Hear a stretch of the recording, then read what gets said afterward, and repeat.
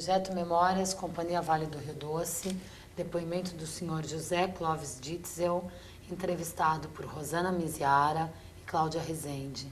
Rio de Janeiro, 31 de março de 2000. Realização, Museu da Pessoa, entrevista número VRD 011. Bom, para começar, senhor Ditzel, a gente ia pedir para o senhor começar se apresentando, falando seu nome completo, cidade de nascimento e data. Bom, meu nome é José Clóvis Ditzel.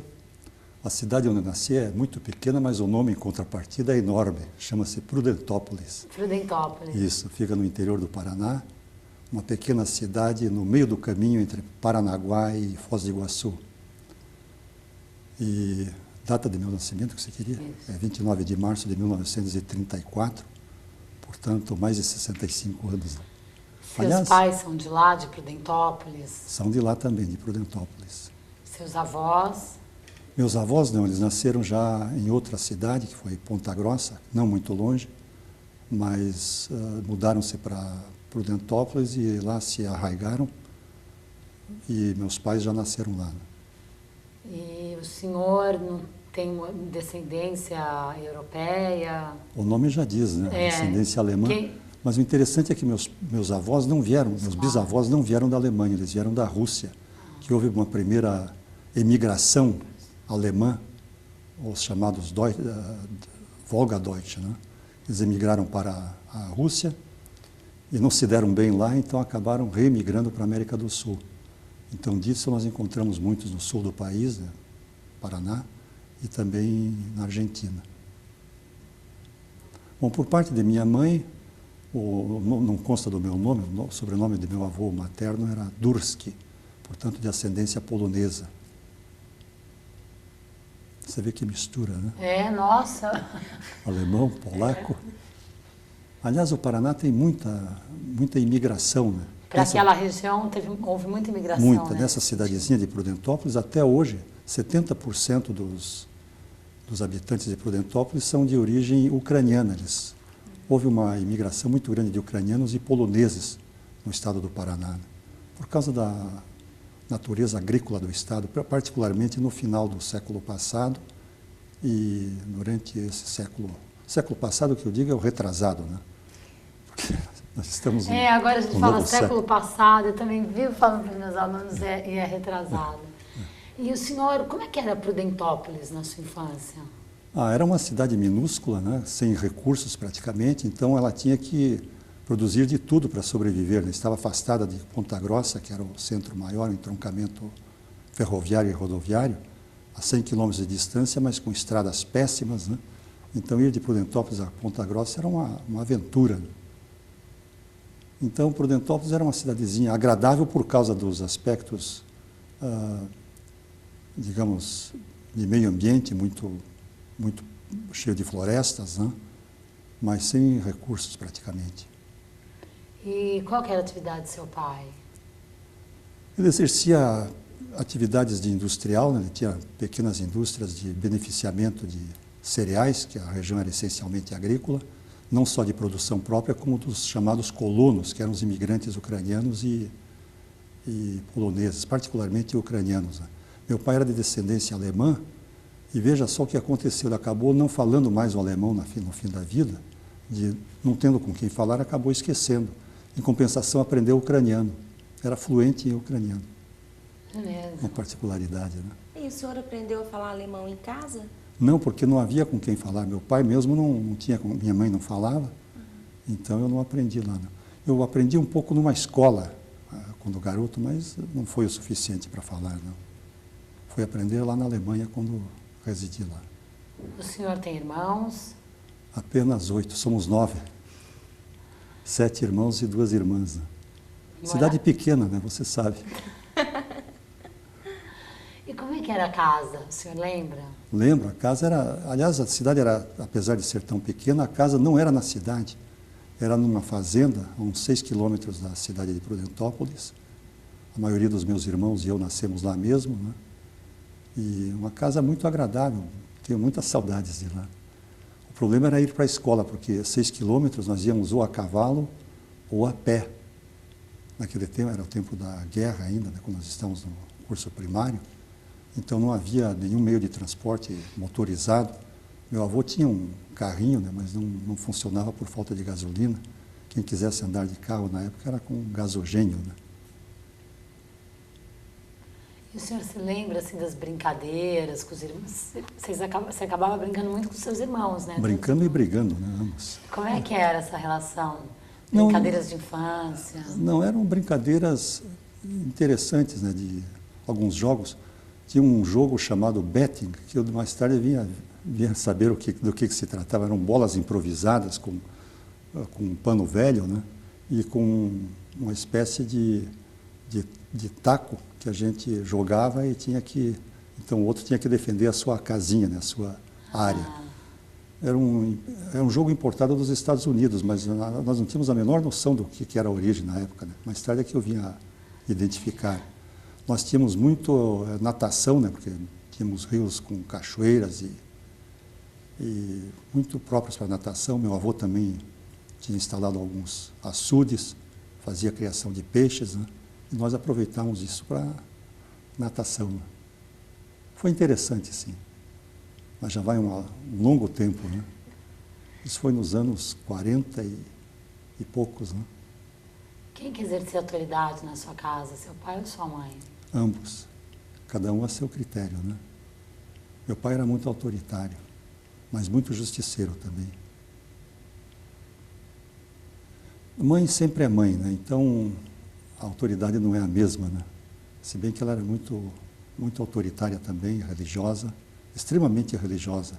Vocês acabaram tendo uma educação religiosa? Tivemos, sim. Bom, em Prudentópolis todo mundo tinha uma educação religiosa bastante intensa, né? Nós mesmos acabamos internos no colégio pela dificuldade de locomoção, acabamos estudando no internato de freiras vicentinas, né? Aquelas que têm aquele chapelão enorme, chapelão branco, né? Muito rigorosas, extremamente rigorosas, né? Então, a nossa infância, nesse aspecto, era muito bem controlada, né? Mas esse colégio onde era? Na cidade, em Prudentópolis mesmo. Mas o colégio só era para primeiro grau, né? Depois era preciso a gente sair de Prudentópolis e ir para Ponta Grossa ou Curitiba, né? E a folga era de quando? Quando que vocês voltavam para casa? Bom, como nós tínhamos a casa ali pertinho, a 6 quilômetros, né? Nos domingos a gente ia para casa, né? Todo domingo? Todo domingo. E de segunda a sábado ficava na escola? Segunda a sábado. Como é que era viver no colégio? O senhor tem lembranças? Bom, tenho sim. Onde há um conjunto grande de crianças, né, eles se entendem, jogam uma porção de jogos infantis, ensinados pelas próprias freiras, né?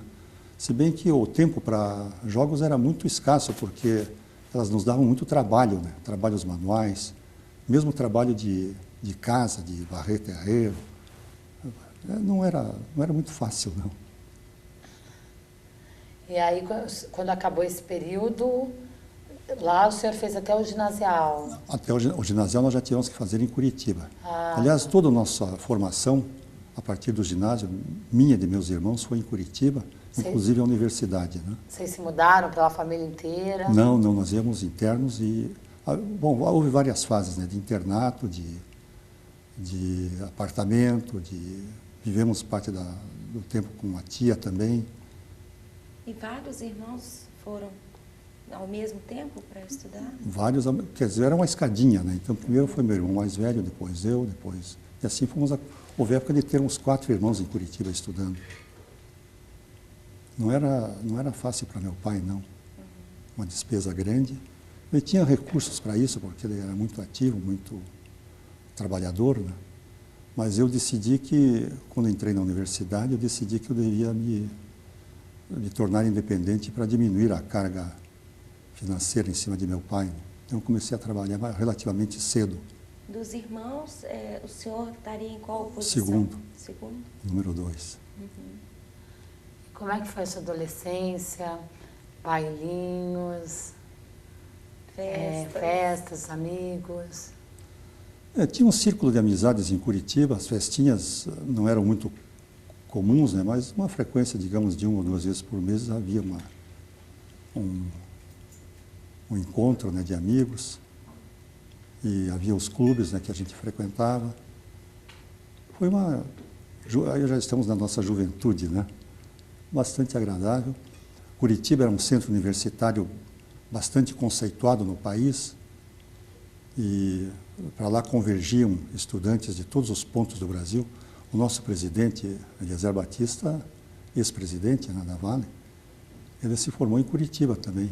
Eu tinha um colega de quarto, no último ano da universidade, eu morei na casa do estudante, justamente por causa desse colega, né? Então era meu colega de quarto do Ceará, o Militão. Vinha de Fortaleza, veja. Tínhamos gente de Goiás, da Bahia, do Rio Grande do Sul, até do Rio de Janeiro. E o senhor chegou a viajar nesse período, tendo tantos amigos de fora, teve oportunidade de... Não. Fiquei sempre em Curitiba, não houve oportunidade de viajar, mesmo porque eu aproveitava as férias para fazer cursos. Ou melhor, eu dava aulas para pessoal que fazia segunda época de matemática ou de outras matérias, né? Então eu aproveitava para ficar em Curitiba. Quando muito, passando uma semana ou duas em Prudentópolis, né? Onde meus pais ficaram até o fim da vida. Havia alguma expectativa na sua família para que o senhor seguisse alguma carreira?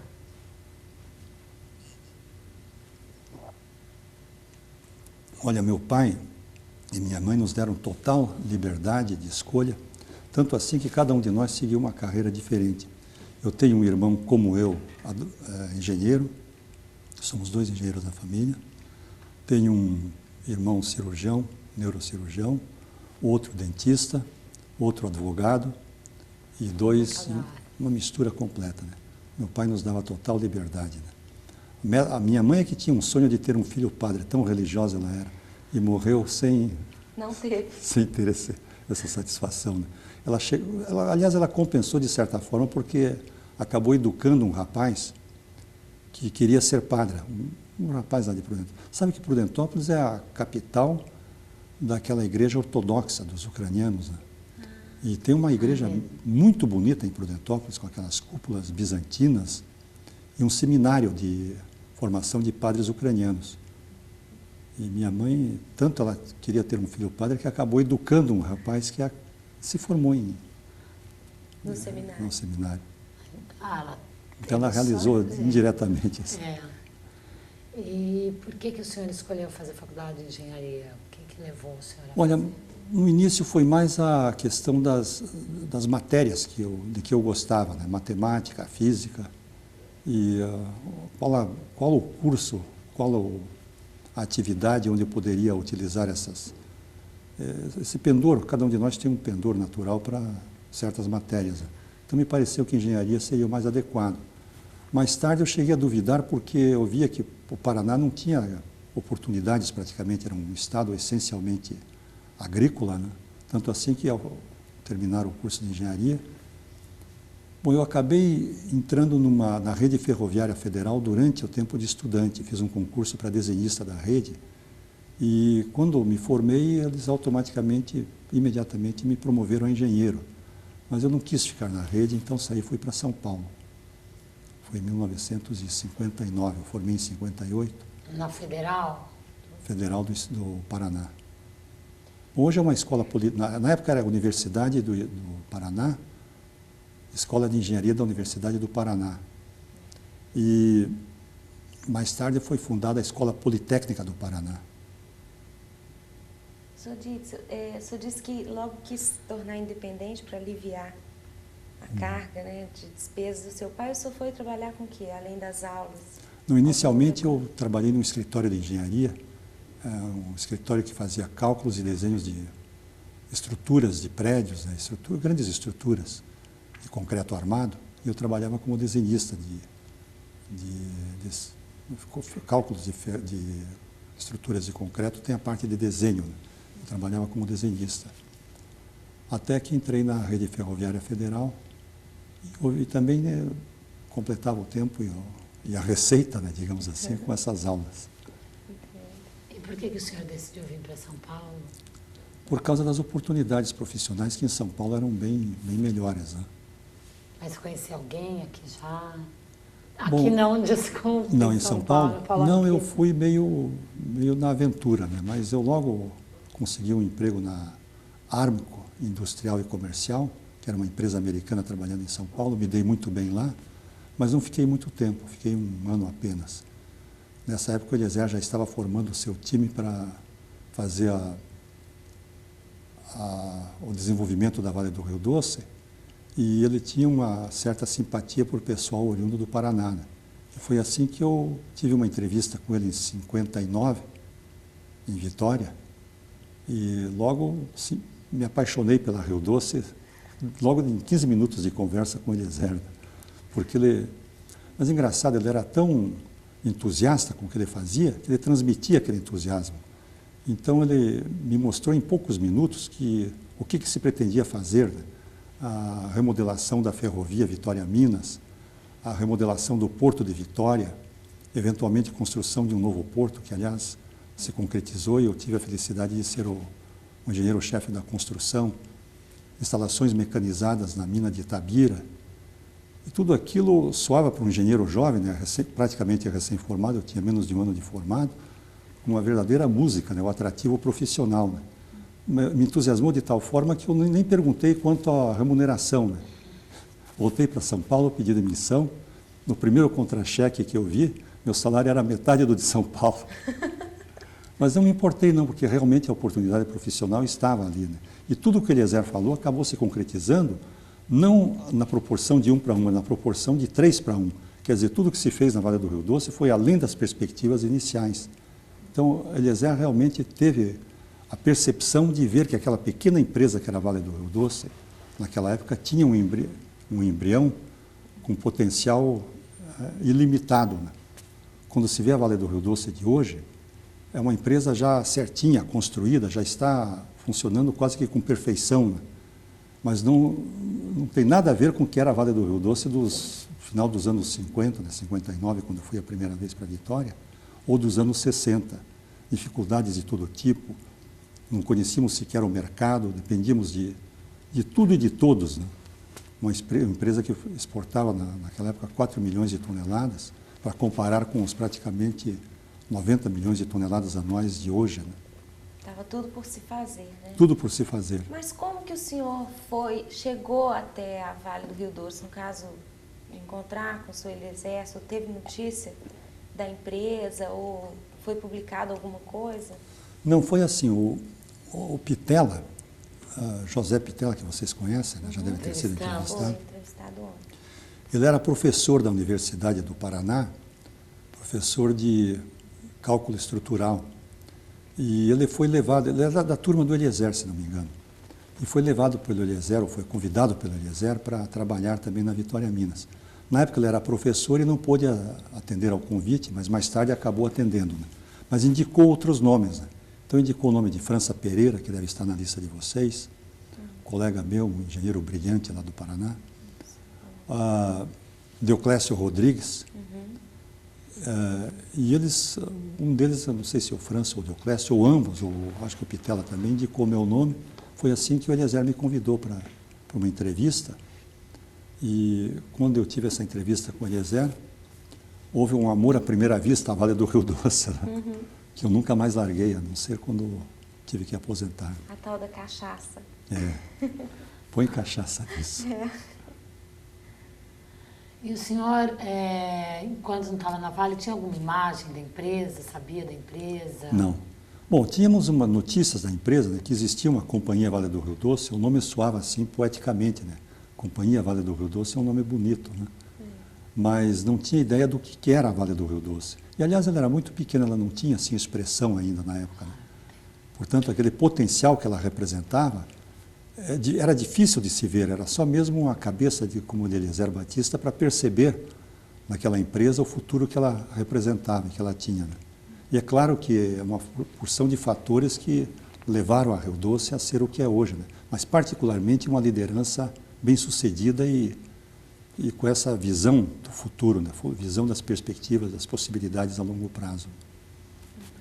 E aí o senhor inicialmente entrou para trabalhar? Inicialmente eu entrei em Vitória para trabalhar na construção estava se terminando a construção de um porto, melhor, de um atracadouro. O Porto de Vitória, não sei se vocês têm ideia do que é, mas é um canal. Vitória é uma ilha, né?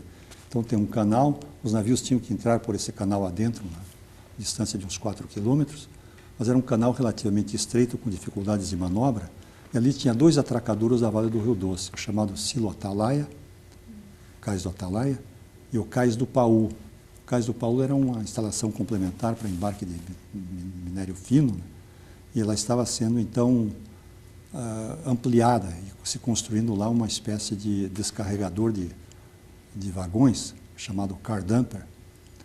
E eu fui, então, trabalhar nessa construção junto a 2 engenheiros que eram auxiliares do Eliezer, Raimundo Mascarenhas, infelizmente já falecido num acidente, e Marcos Viana, que acompanharam o Eliezer durante muitos anos.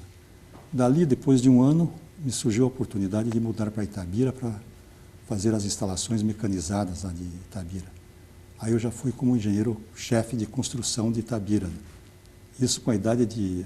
foi em 61, início de 61. Você está bem informada, né? Então, início de 61, eu estava com 26 anos de idade, né? Quer dizer, uma oportunidade para quem tem 26 anos de idade única. E foram trabalhar comigo Renato Moretson, que vocês conhecem, e Fábio Teixeira de Almeida. Nós 3 constituímos uma equipezinha bem sucedida, porque em 2 anos, ou melhor, com 3 meses de antecedência, nós conseguimos entregar as instalações em funcionamento normal, né? Mas havia também um incentivo muito grande da turma de Vitória, dos capixabas que foram para Itabira.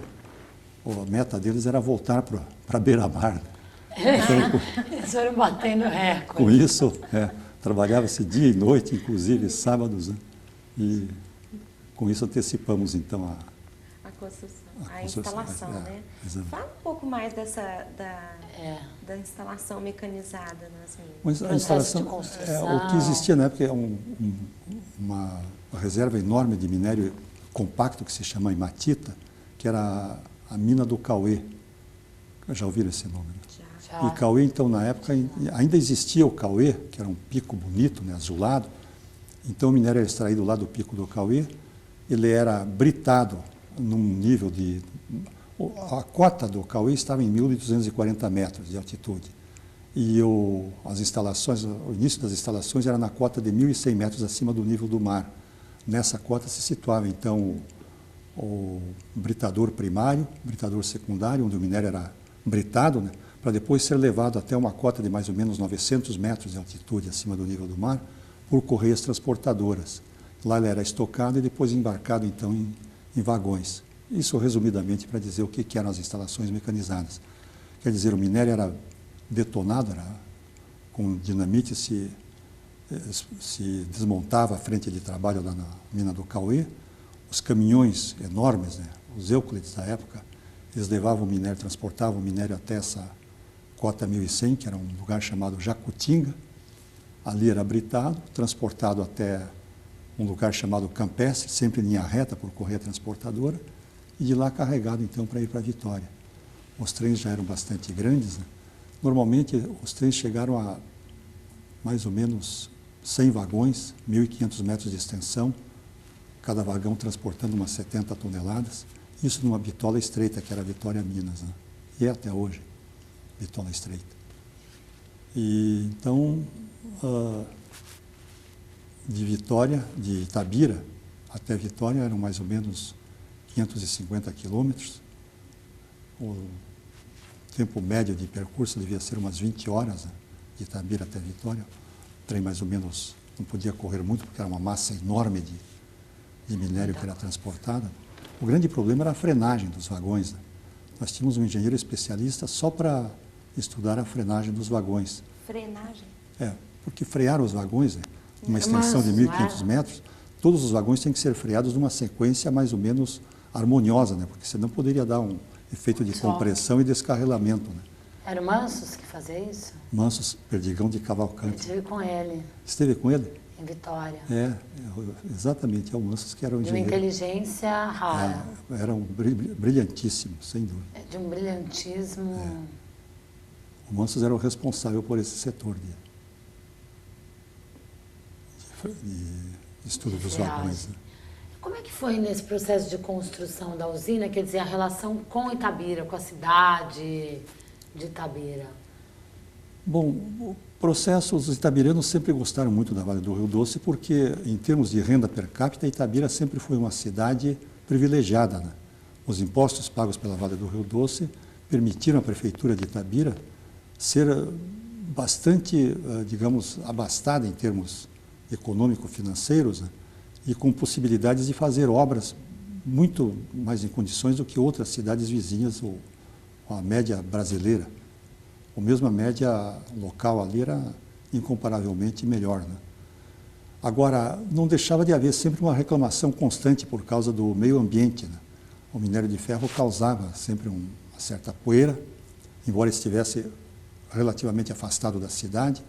As chuvas torrenciais de verão traziam muito minério fino para o vale lá embaixo, o que era também motivo de grandes reclamações, né?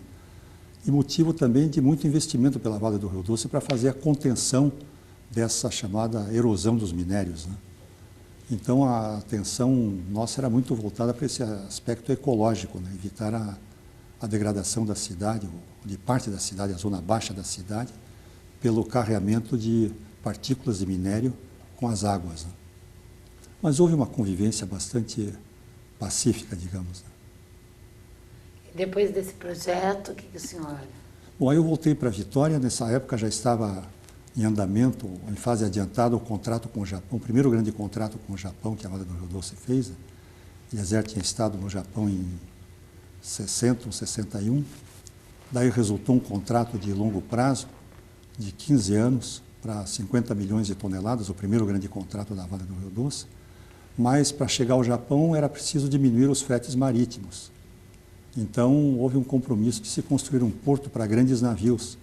O Eliezer já explicou a vocês que o maior navio da época era um navio de 30 e poucas mil toneladas e que era acomodado no Porto de Vitória com dificuldade, porque era muito limitado o porto. Então, os japoneses exigiram a construção de um porto para navios de 100 mil toneladas, que sequer existiam, né? O maior navio era... Bom, quando nós começamos a construção do Tubarão, eu me lembro de um navio chamado Rio Orinoco, que aportou em Vitória com 40, ele era para carregar 42 mil toneladas, mas o calado de Vitória não permitia o carregamento integral, né, total. Então veja, de 42 mil toneladas para 100 mil toneladas, era um salto gigantesco.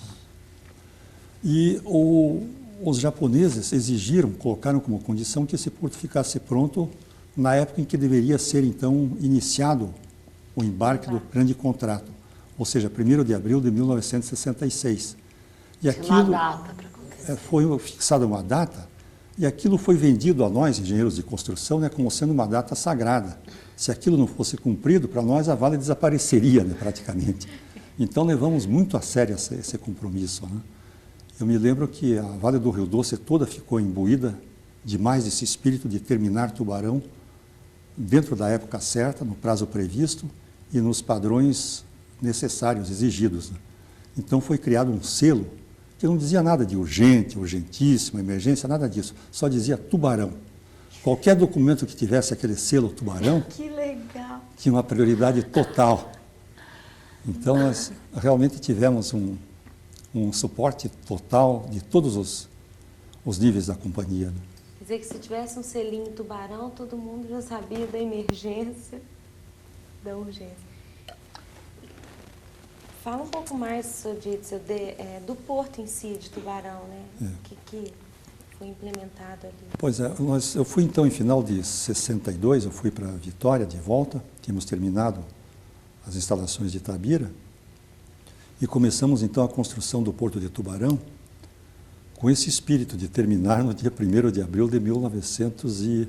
Veja, a data de 1º de abril é um pouco esquisita, mas é o que constava no contrato. 1º de abril de 66. Mentira. Né?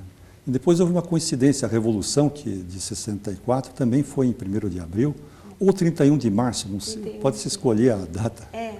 Tem alguns que falam 31 de março. Prefere-se atribuir a 31 de março, mas na verdade acho que foi 1º de abril.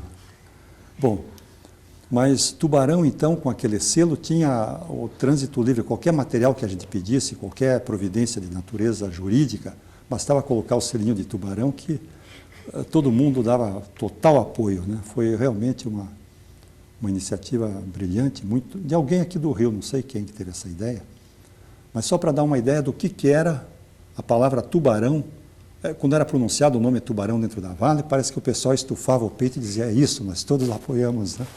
Foi muito, muito gratificante mesmo. O senhor lembra de algum fato especificamente que marcou essa construção? Algum episódio? Lembro de vários episódios. O problema é destacar qual que merece. Não, pode destacar. Olha, um deles, por exemplo, o João Goulart, uma vez, presidente da República, né, foi passar um fim de semana em Vitória, ele gostava de pescaria. Né? E o regime de trabalho no Tubarão era das 7 da manhã até onde fosse necessário, à noite, né? 7, 8, 9 horas da noite.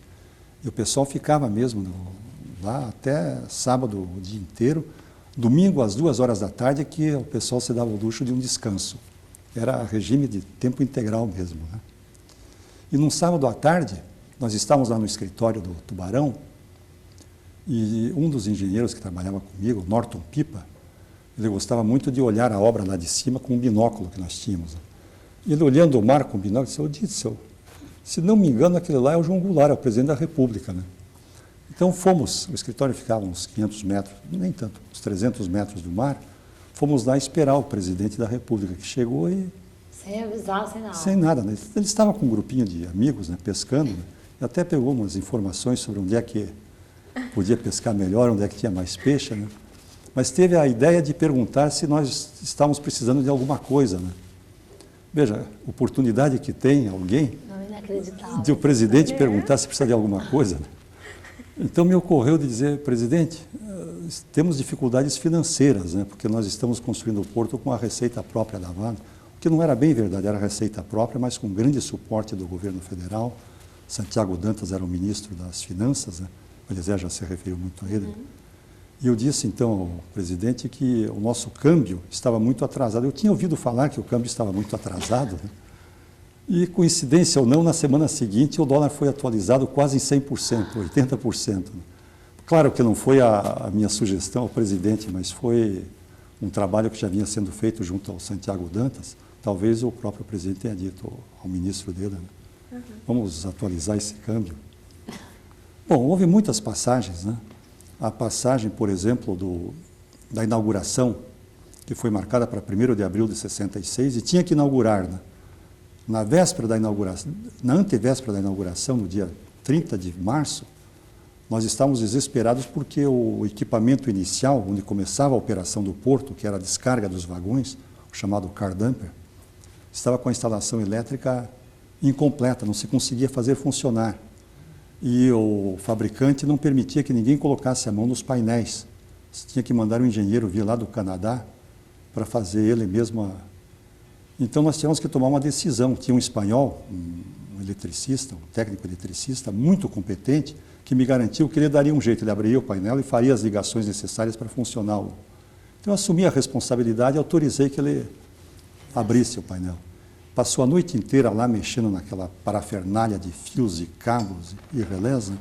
E conseguiu de manhã fazer funcionar o equipamento. Foi realmente uma festa. E funcionou o equipamento e com isso nós conseguimos fazer que ele funcionasse para a inauguração. Né? Foi um dos momentos mais interessantes, foi realmente emocionante aquilo. Depois de tanta urgência, né, não podia falhar. A própria inauguração, o Castelo Branco, fui prestigiar a inauguração, né, era o presidente da República. E como coincidiu com o aniversário da Revolução, então foi uma grande festa, né? A Marinha mandou um navio com marinheiros e oficiais, todos nos seus uniformes de gala, de branco, né? Foi muito bonito porque ele, num lado do pier de minério, atracou um navio. O nome desse navio era Lapland. Lapland, em inglês, é Lapônia, né? Que, por sinal, fica no norte da Suécia, que era um grande fornecedor de minério de ferro. Durante muitos anos foi nosso grande competidor. Né? Mas o navio tinha o nome da Lapônia, Lapland, e ele atracou, foi o primeiro navio carregado no Tubarão. E no outro lado do pier estava atracado justamente o navio da Marinha. Né? E aquele pessoal todo da Marinha, com os trajes brancos, uniformes brancos, no dia da inauguração, eles fizeram uma homenagem ao presidente Castelo Branco, né?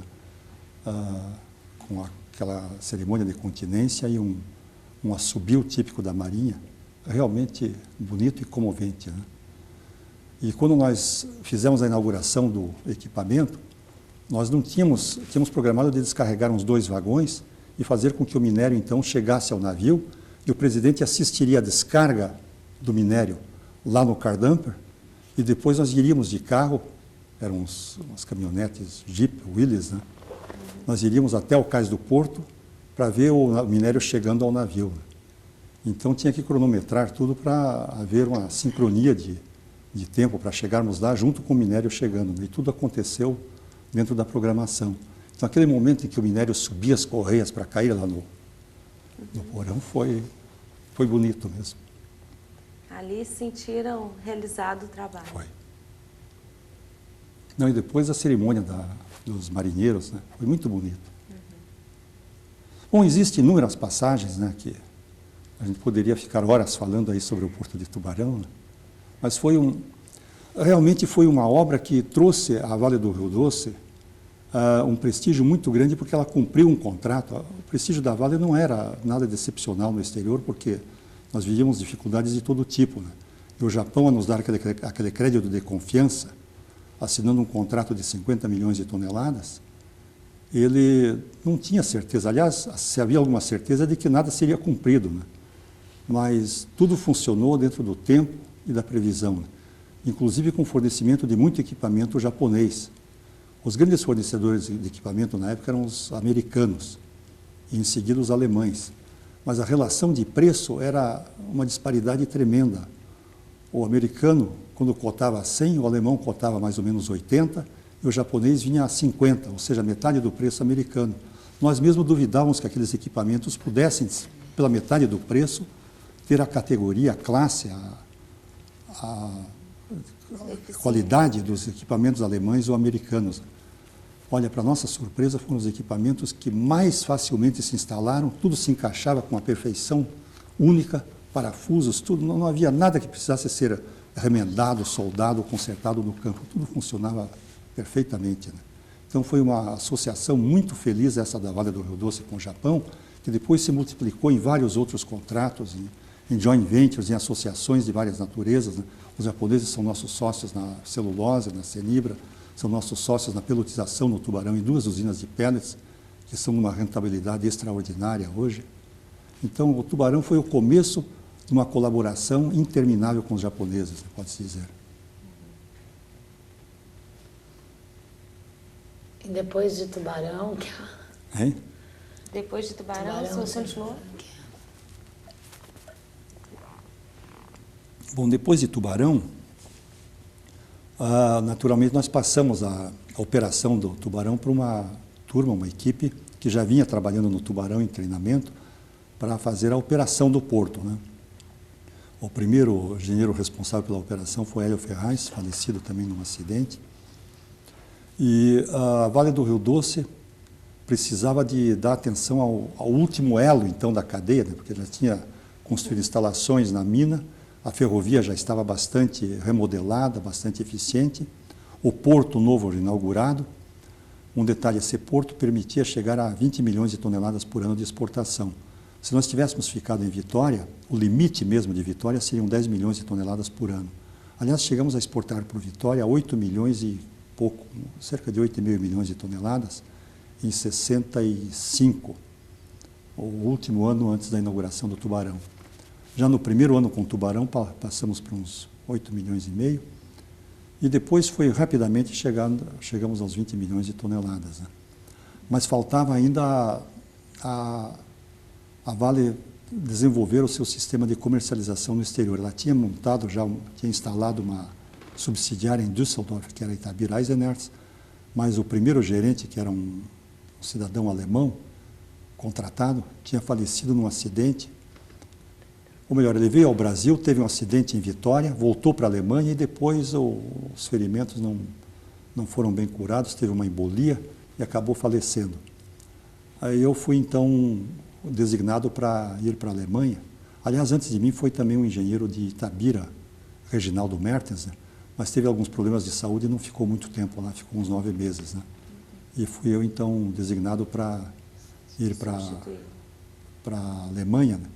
Coincidiu que eu tinha terminado a obra do Tubarão e tive então esse convite, que foi uma deferência especial, eu aceitei. E, na verdade, não sabíamos por quanto tempo era, se era por 1 ano, por 2 anos, acabou sendo por 27 anos. Quer dizer, o senhor foi... Por que para essa área de comercialização o senhor? Essa comercialização, bom, a Vale do Rio Doce não sabia ainda como é que era a comercialização, porque até então ela tinha sido feita através de traders no início, né? Havia 3 representantes, um na Inglaterra, que era a British European Sales, um outro no continente europeu, que era em Luxemburgo, para distribuição de minério no continente europeu, que era a SAD, a Société Anonyme d'Importation, e eram 2 e British European Sales, eram estes. Então,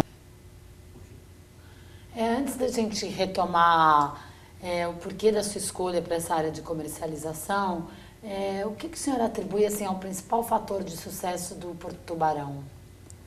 bom, são vários fatores, né? Primeiro, esse apoio irrestrito de todos os órgãos da empresa, todos trabalhavam para aquele objetivo, para aquele fim, né? Segundo, foi a continuidade que houve sempre, apesar dos percalços da época, né? Nós tivemos a Revolução de 64, infelizmente Eliezer Batista teve que sair da empresa, mas seu sucessor, que foi o Paulo Vieira, né? Também ficou pouco tempo na Vale, mas deu continuidade total ao que estava sendo feito, da mesma forma que o sucessor de Paulo Vieira. Paulo Vieira ficou de 64 até início de 65. E o sucessor dele foi o Dr. Oscar de Oliveira, que já era diretor da Vale, que também deu todo o apoio, toda a continuidade à obra do antecessor ou dos antecessores, né? Então, isso parecia que todo mundo na Vale do Rio Doce, desde o presidente até todo o nível de empregados, né, estavam imbuídos do espírito de que a salvação da Rio Doce era o Porto de Tubarão. E realmente o Tubarão projetou a Vale do Rio Doce internacionalmente como uma empresa confiável, com um alto grau de seriedade, né? Coisa que no Brasil da época não era assim tão comum. Então, realmente, o sucesso foi esse apoio irrestrito de todos, né?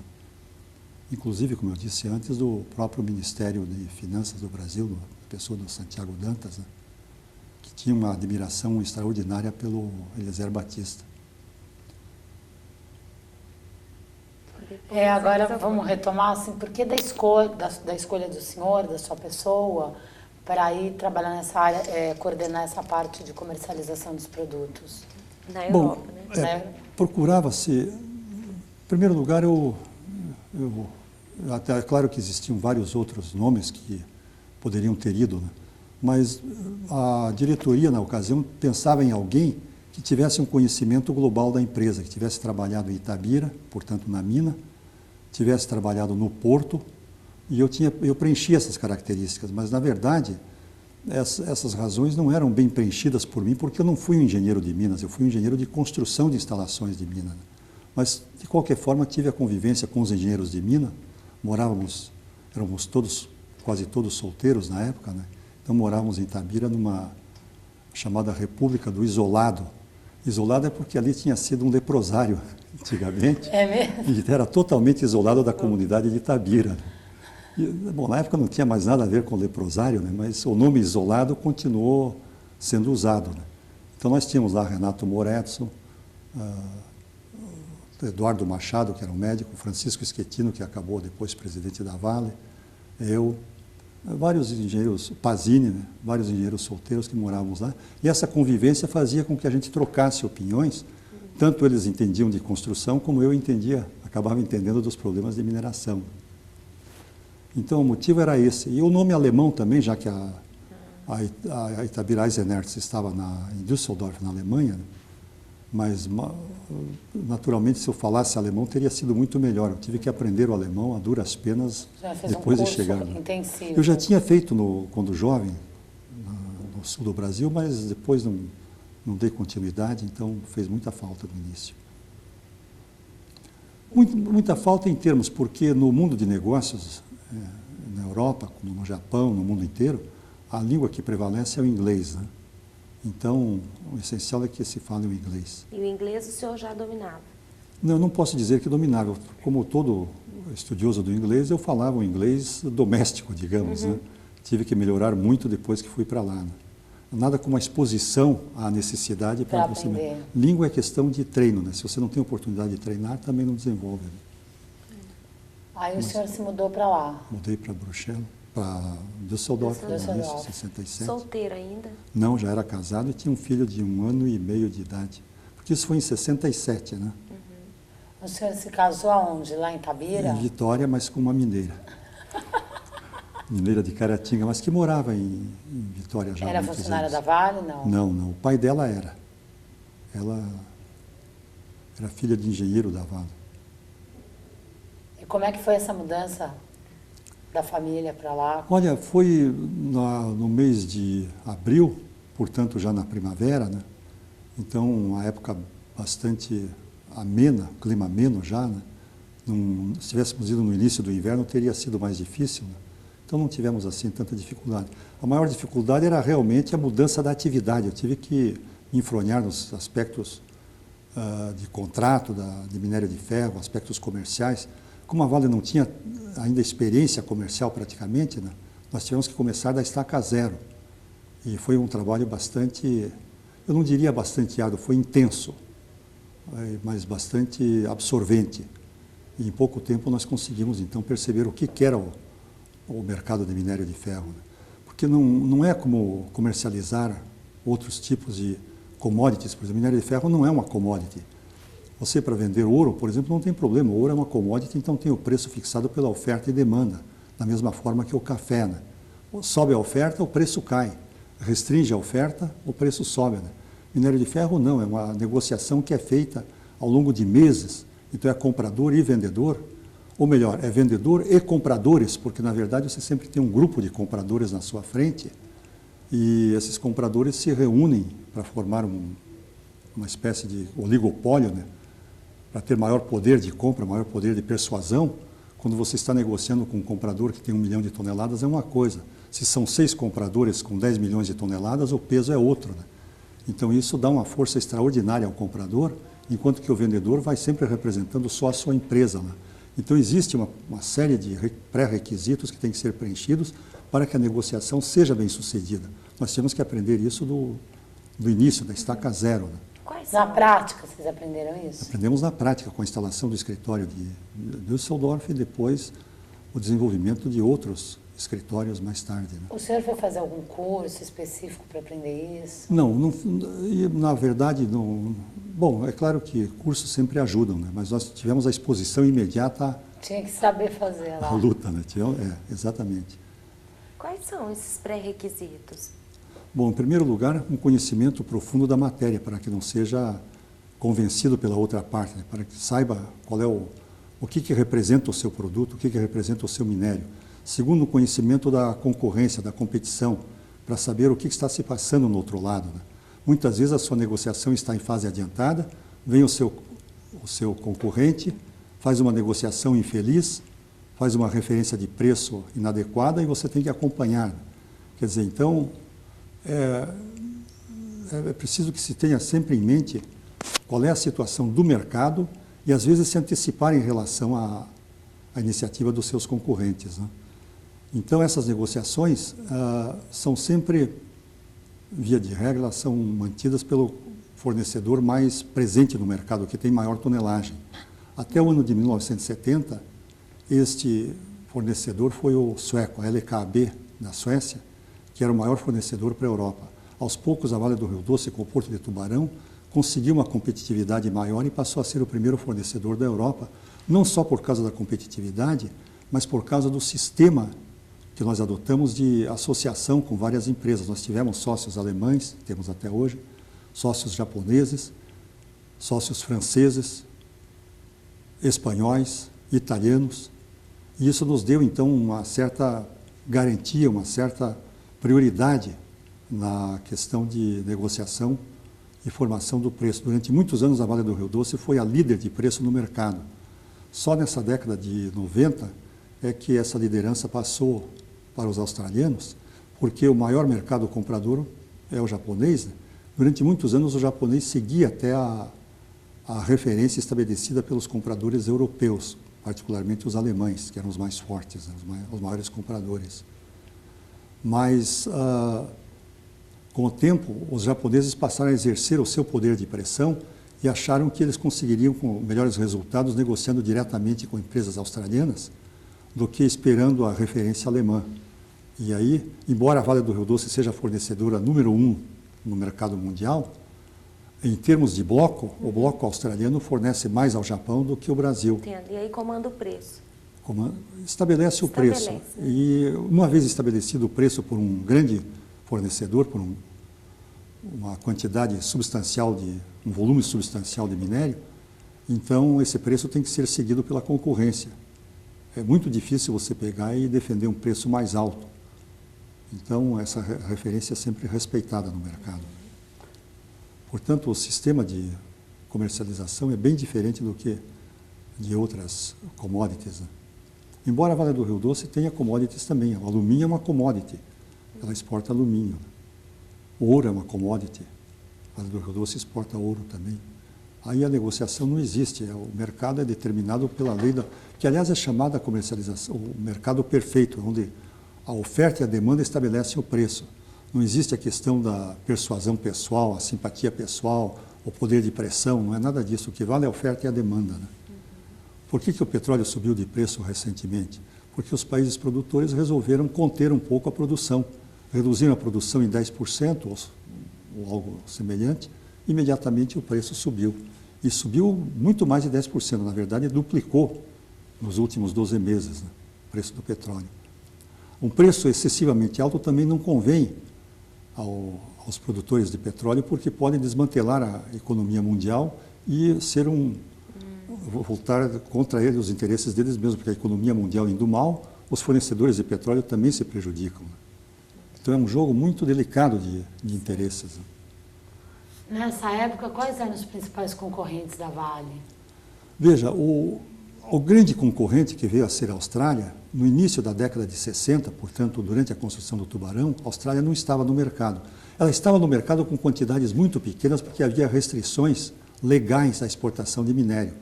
Eles não sabiam o que eles tinham, na verdade, em termos de potencial de exportação. Quando o governo australiano liberou as exportações de minério de ferro da Austrália, eles rapidamente chegaram então à posição de grandes exportadores. Isso foi no final dos anos 60. Então, nos anos 60 até 68, 69, o grande concorrente era a Suécia. A África Ocidental começou a fazer concorrência. Durante a construção do Tubarão, nós tivemos a entrada da Mauritânia no mercado, passou a ser um concorrente respeitável. Hoje as minas são nacionalizadas, tem o nome de SNIM, Société Nationale de Mineration, qualquer coisa assim. A Libéria era uma grande fornecedora, mas com a Guerra Civil na Libéria acabou se descontinuando todas as operações. Havia 3 operações de minério lá. Uma dos próprios alemães, que se chamava Bong Mining Corporation, outra americana, que era o Bom Hills, e a outra era sueca também, uma subsidiária de uma companhia sueca, que se chamava Lamco. Mas todas elas acabaram descontinuadas com a Guerra Civil na Libéria. O grande concorrente, sem dúvida alguma, foi a Austrália, quando ela começou então a exercer todo o seu poder de produção nas minas da Western Australia, que são principalmente a Hamersey, a Mount Newman e a Mount Wright, 3 grandes empresas de mineração, além de outras menores. Aqui na América do Sul nós temos a Venezuela, um grande exportador, temos o Chile também como exportador de médio porte, não muito grande. O Peru exerceu um papel muito importante nos anos 60 e 70, hoje é um pequeno exportador. E é só. Bom, o Canadá é um grande exportador de minério de ferro. Isso que eu ia perguntar. O Canadá, na verdade, eles consideram os Estados Unidos como um mercado doméstico, né? Mas se levar em conta as exportações canadenses para os Estados Unidos, é um dos maiores exportadores mundiais de minério, né?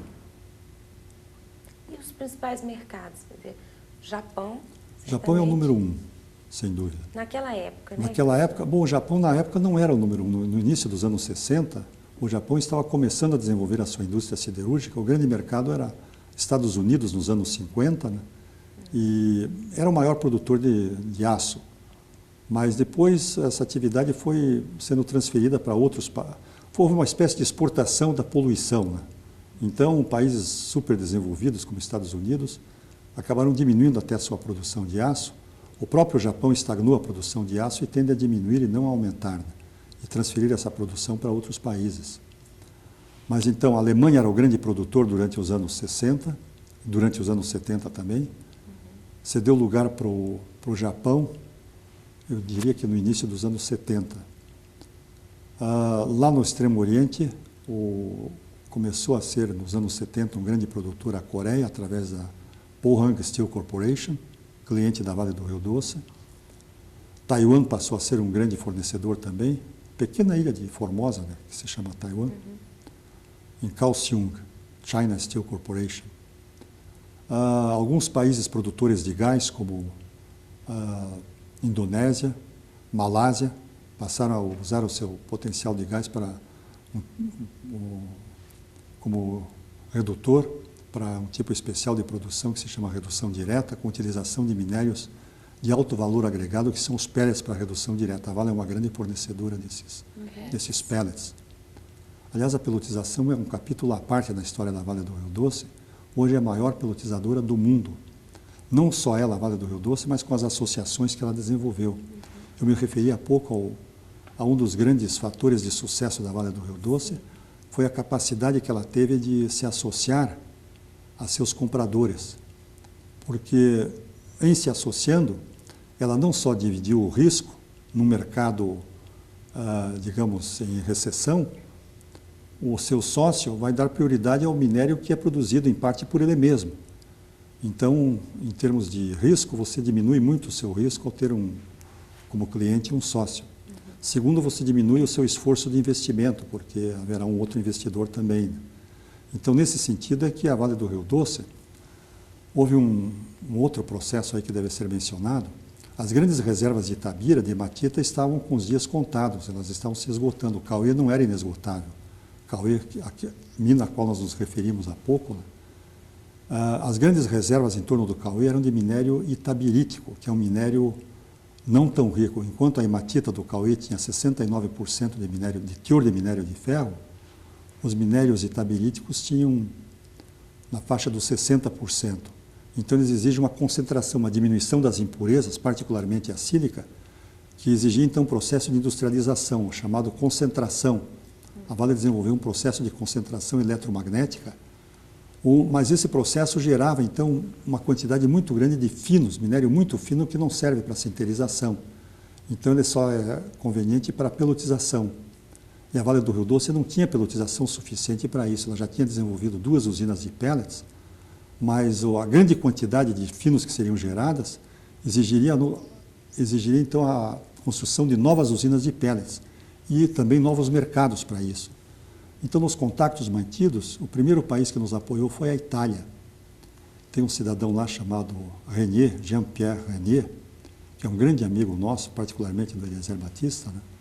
E a ele nós devemos o grande mérito de ter convencido seus shareholders, a Finsider, de fazer uma associação conosco.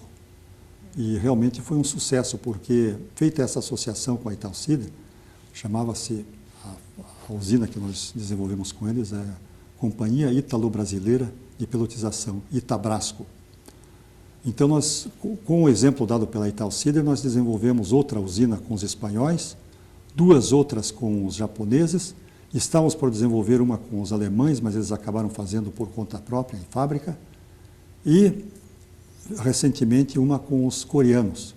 Portanto, nós temos 2 com os japoneses, uma com os espanhóis, outra com os italianos, outra com os coreanos, 5 usinas de pelotização. Mais 2 que já existiam. 2 que já existiam da própria Vale, num total de 25 milhões de toneladas por ano.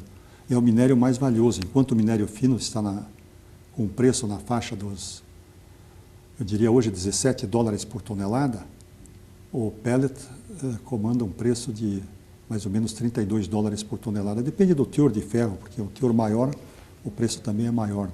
O preço não é exatamente em tonelada, o preço é medido em centos por unidade metálica.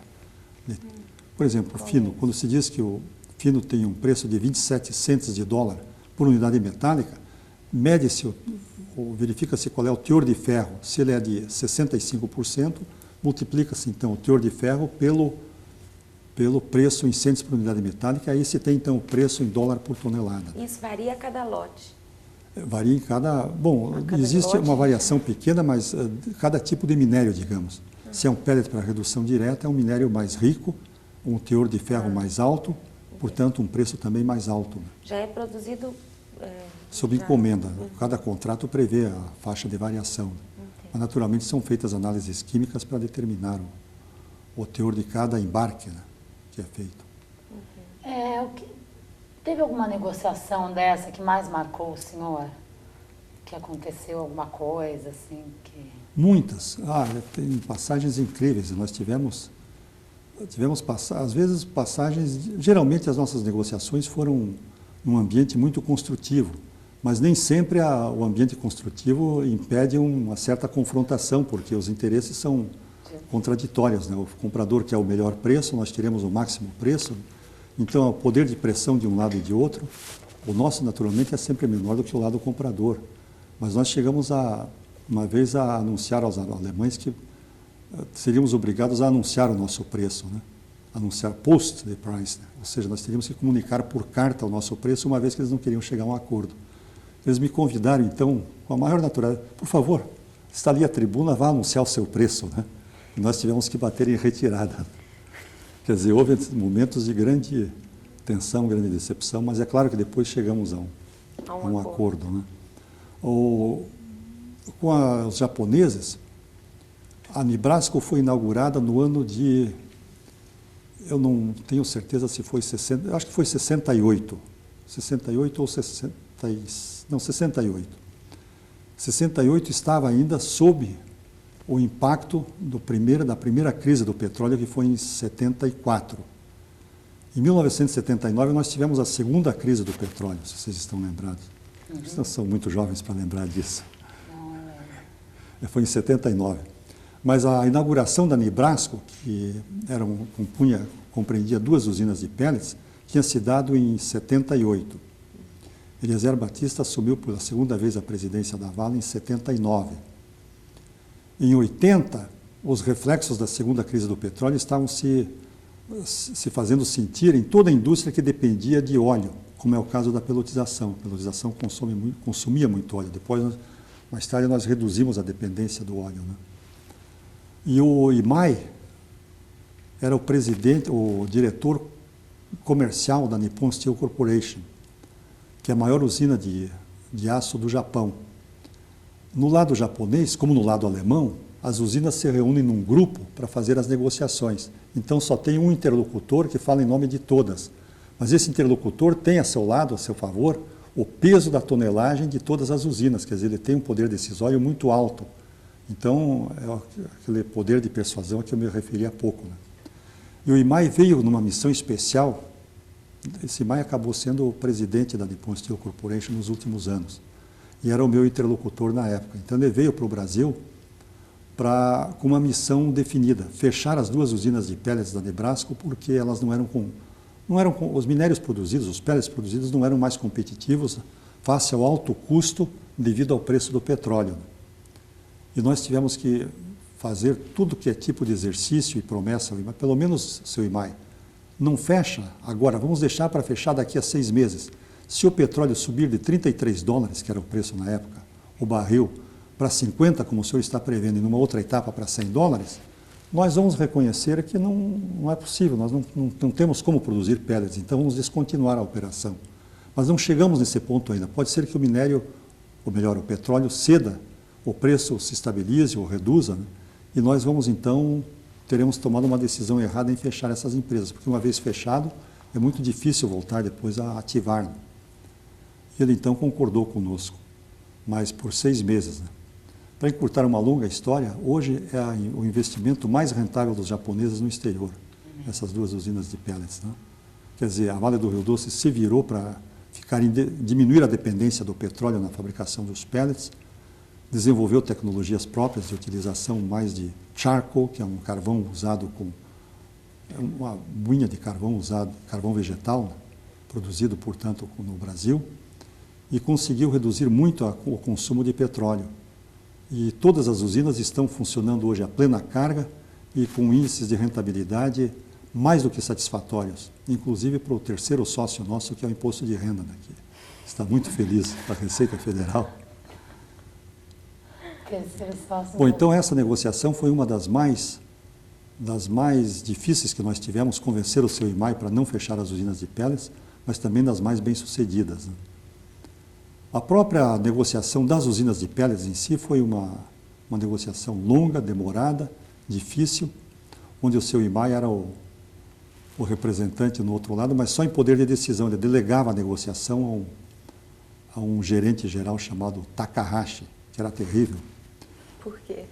Não, era um gambler, né? Gostava ele jogava cartas na mesa que a gente não sabia se eram verdadeiras ou não. Ele tinha uma técnica de negociação muito arrojada, né, digamos. Botava até em risco, às vezes, não digo o relacionamento que nós sempre preservamos, né? Nós podíamos ficar até um pouco magoados depois de uma reunião tensa, mas no dia seguinte tudo voltava ao normal. Mas o que acontecia assim? Não, acontecia que ele, numa reunião tensa, fechava o livrinho lá, dizia que ia reportar ao seu chefe, que estava encerrada a negociação e tal, vocês podiam voltar para o hotel, né? Nós voltávamos, mas depois ficávamos esperando o convite de um mensageiro para voltar à negociação no dia seguinte, o que sempre acontecia, né? Já se conhecia a mentalidade recíproca, né? Então havia jogos de teatro, né? Principalmente por parte do comprador. Tinha um italiano na Europa, nos anos 60, havia 3 nomes. Era um inglês chamado John Hart, um alemão, que era o Plunkett, e um italiano, o Mário Buffa, Dr. Buffa. Os 3 se reuniam e decidiam qual seria o preço para o ano seguinte. O que eles dissessem era lei. O que esse triunvirato, Plunkett, Buffa e Hart, decidissem, estava decidido. Nós, vendedores, não tínhamos mais o que fazer. Por que eles tinham esse poder? Não, porque eram grandes compradores, né? E a oferta era grande, né? Então não havia como a gente não ceder, né? Até que em 1970 havia um certo equilíbrio de forças.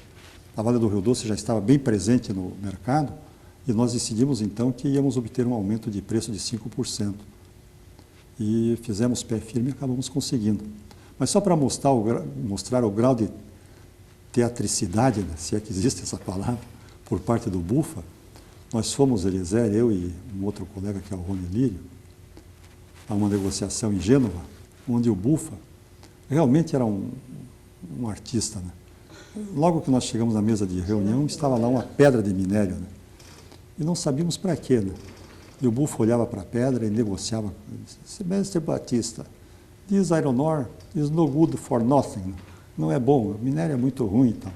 Mas não tocava na tal pedra de minério. Lá pelas tantas ele pegou aquela pedrinha de minério e amassou com a mão. Ele tinha escolhido realmente um minério já praticamente erodido, desmontado, né? Para mostrar como o minério se decompunha facilmente, né? E para, naturalmente, baixar a nossa moral. Aliás, o Eliezer tinha uma capacidade de argumentação tremenda, né? Vocês ouviram dele que ele tem umas 2 ou 3 irmãs freiras, né? E o Buffa era extremamente religioso. E o Eliezer um dia convidou o Buffa para fazer uma caçada no Brasil. Mas nós não sabíamos que o Buffa detestava qualquer tipo de caçada e de pescaria, né? Disse, Mr. Batista, eu gostaria de vê-lo um dia frente a frente a um tigre, mas os 2 sem armas. Aí sim eu acharia uma caçada legal, né? Igual de igual para igual. Eu nunca vi tamanha agilidade, né? O Eliezer, sem a gente perceber, ele estava falando nas irmãs freiras, né? E a onça e o tigre ficaram esquecidos, né? E o Buffa, então, se empolgou logo, porque ele é muito religioso, né? Então, mas o senhor tem irmãs freiras, mas que bonito, né? Bom, são alguns aspectos pitorescos aí. São ótimos, dão um colorido na entrevista. Bacanérrimo. Daí depois você participou dessas negociações e você acumula um outro cargo, não é isso? Não, eu vim quando o Eliezer assumiu a segunda vez aqui a presidência da Vale, isso foi em 79, eu voltei para o Brasil com ele para ser o diretor o diretor comercial. E aí a escala era outra, nós tínhamos aquele projeto Carajás. E o projeto Carajás, então, o tripé que se apoiava ao projeto Carajás seria a operação, é claro, na Vale do Rio Doce já tinha uma vastíssima experiência operacional, não era problema. A parte comercial nós conhecíamos bastante, então confiávamos em colocar o minério no mercado, mas não poderíamos fazer uma colocação instantânea de um ano para outro, nós teríamos que fazer gradativamente para evitar uma super oferta no mercado que colocaria os preços muito para baixo, né? E o terceiro tripé, digamos, o terceiro pé desse tripé seria a parte financeira. Nós dependeríamos de importantes financiamentos estrangeiros, porque era um investimento nunca antes feito em minério de ferro, né? O orçamento era acima de 4 bilhões de dólares. Então, os entendimentos feitos com as instituições financeiras, tanto na Europa como nos Estados Unidos e Japão, caminhavam muito bem, mas todos aguardavam que o World Bank, o Banco Mundial, fizesse o primeiro contrato com a Vale, porque seria uma espécie de aval para as outras instituições financeiras também fazerem os seus contratos. Ou seja, essas outras instituições nada fariam antes que o Banco Mundial o fizesse, né? E o presidente do Banco Mundial era aquele que tinha sido secretário da Defesa dos Estados Unidos, o Nixon, que era o McNamara, mas muito esperto, muito inteligente. E ele então disse, olha, eu estou disposto a dar o suporte do Banco Mundial, que não era o mais importante em termos de volume financeiro, era um contrato de uns 400 milhões de dólares, enquanto que a comunidade europeia estava disposta a nos dar 600 milhões de dólares de financiamento. E o Japão, 1 bilhão de dólares através do Exim Bank, IBJ, Industrial Bank of Japan. Mas o contrato com o World Bank era muito importante porque faria com que abrisse o caminho para os outros, né? Mas o McNamara impôs como condição que a gente vendesse previamente pelo menos 50% das quantidades do Carajás. O projeto era de 35 milhões de toneladas, então teríamos que vender 17 milhões e meio. E o José me botou em campo. Só num ano eu fiz 7 viagens ao Japão, foi no ano de 81, e os japoneses nos disseram, olha, nós temos dado todo o suporte à Vale, mas este projeto tem que ser liderado pelos europeus.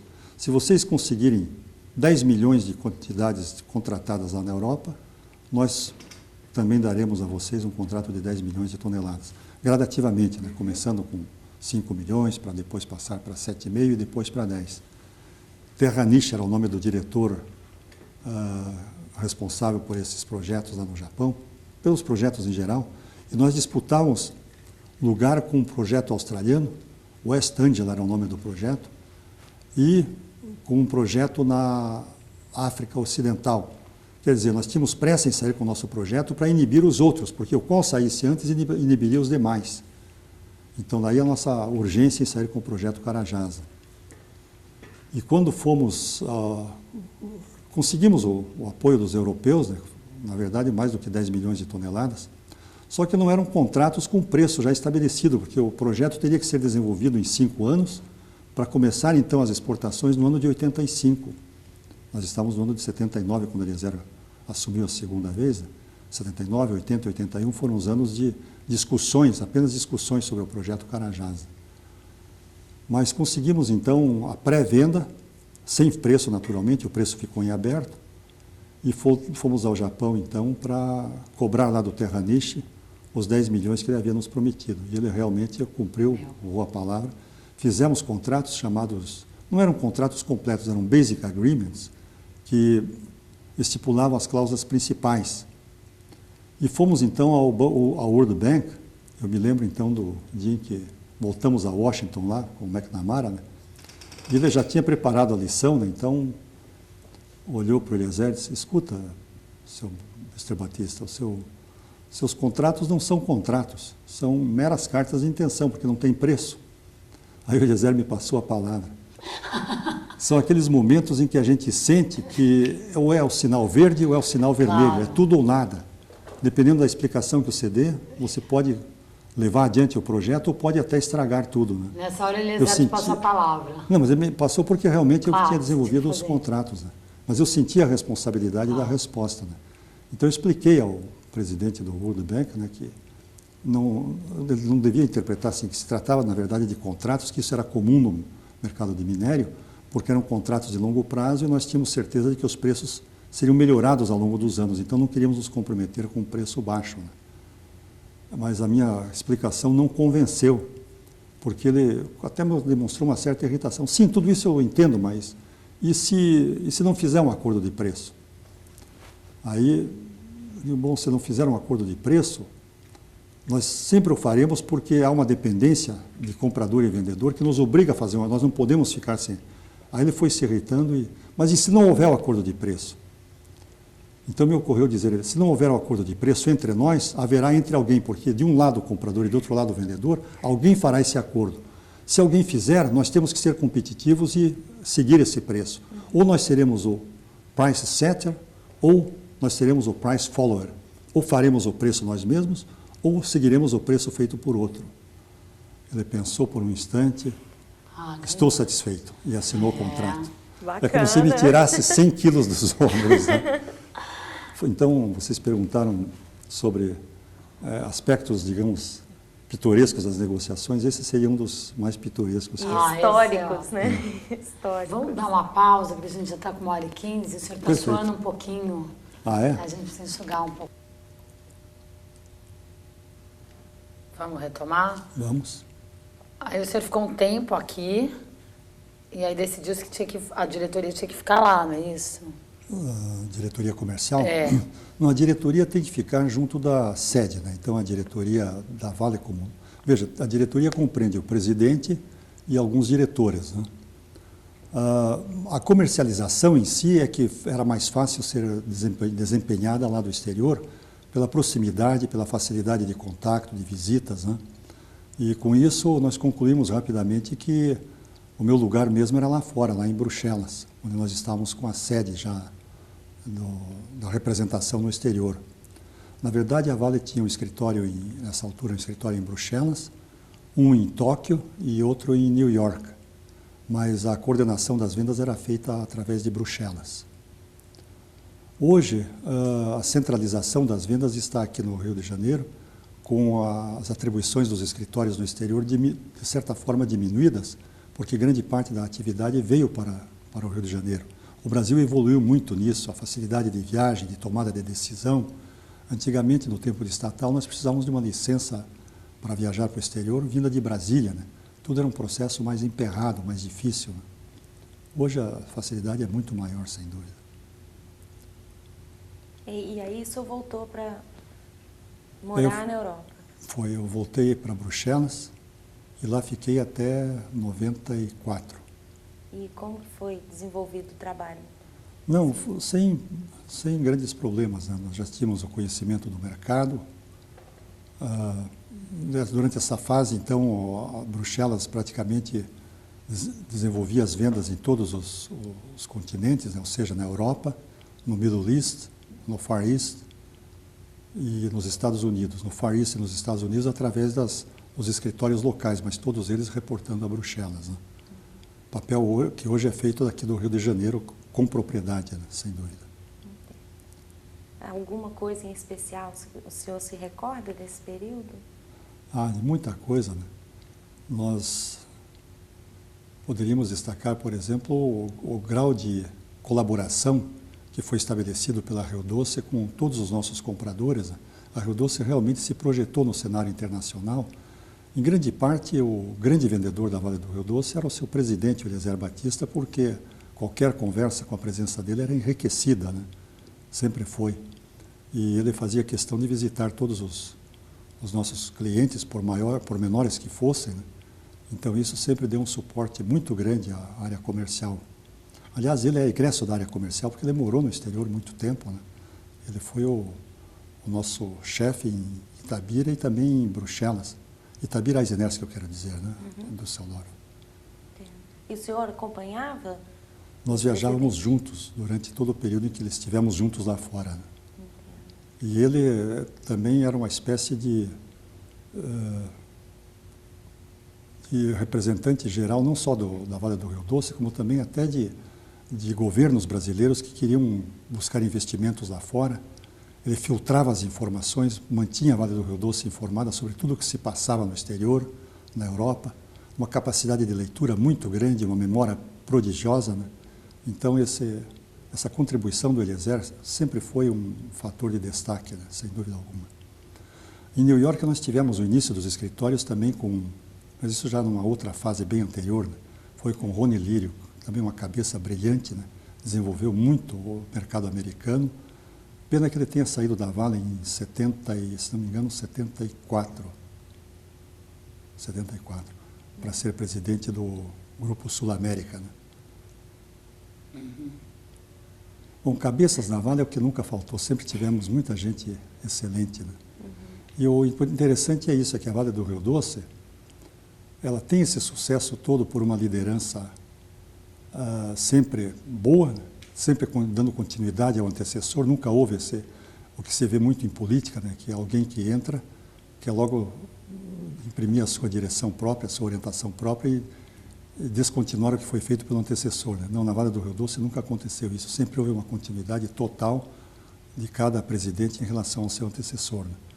Eu gostaria também de enfatizar o tempo do Raimundo Mascarenhas, né, que foi presidente. Como Eliezer Batista foi 2 vezes presidente da Vale, Raimundo Mascarenhas o foi também 2 vezes. A primeira vez em 67 até 68 até 74. 67 foi Dias Leite. Dias Leite, o professor Antônio Dias Leite, né, ele tinha sido contratado pela Vale no início dos anos 60 para fazer um grande estudo, foi contratado pelo Eliezer mesmo, fazer um estudo de modificação, de adaptação da estrutura administrativa da Vale do Rio Doce, uma reformulação administrativa, né? Então ele entrevistou todos os departamentos da Vale. Eu me lembro que eu fui entrevistado por ele em Tubarão durante a construção. Então ele se tornou um profundo conhecedor da Vale do Rio Doce, desde a mina até o porto, em todos os escalões, né? Então, quando ele foi convidado para a presidência da Vale, em 1967, ele era, na verdade, o homem que mais conhecia a Vale do Rio Doce, ou um dos que mais conhecia a Vale do Rio Doce, né? E isso fez com que o mandato dele, que foi de curta duração, de 67 até 68, pouco mais de um ano, fosse de uma riqueza de realizações muito grande, porque ele conhecia a empresa realmente. E Mascarenhas deu sucessão, então, a essa tarefa, né? E suportado pelo Dias Leite como ministro de Minas e Energia, ele foi para o Ministério em 68. E foi nessa época que Eliezer voltou à Vale do Rio Doce já diretamente para a Europa, né? Ele estava no Grupo Antunes. Bom, o que você tinha perguntado mesmo?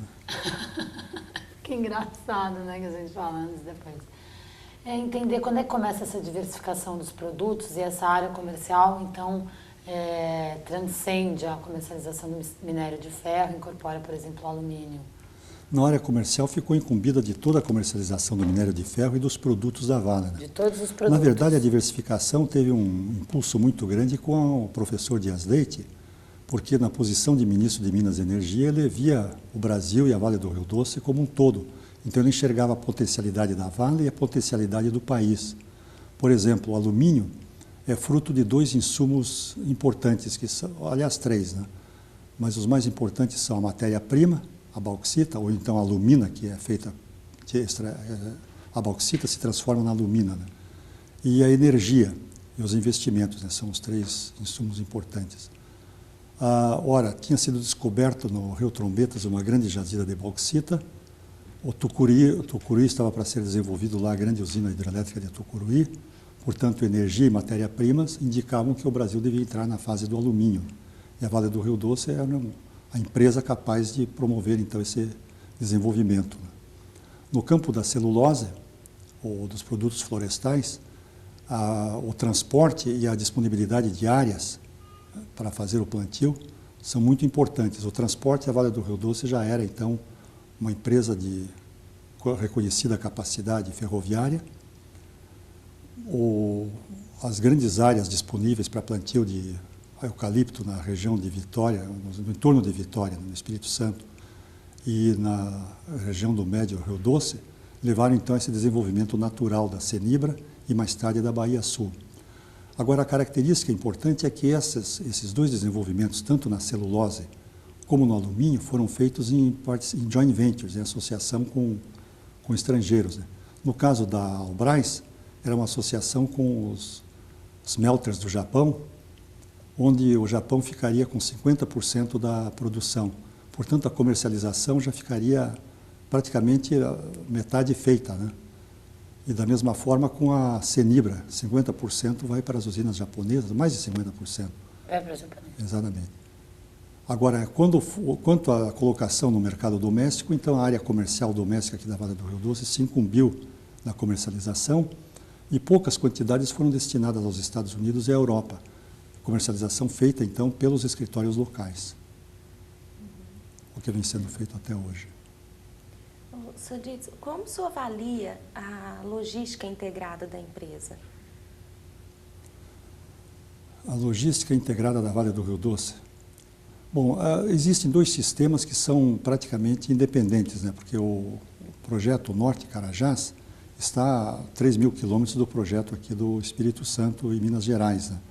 Então, cada um deles é completo por excelência, né? Ou seja, a ferrovia do Carajás, ela é um sucesso total para o transporte do minério de ferro do Carajás até o porto.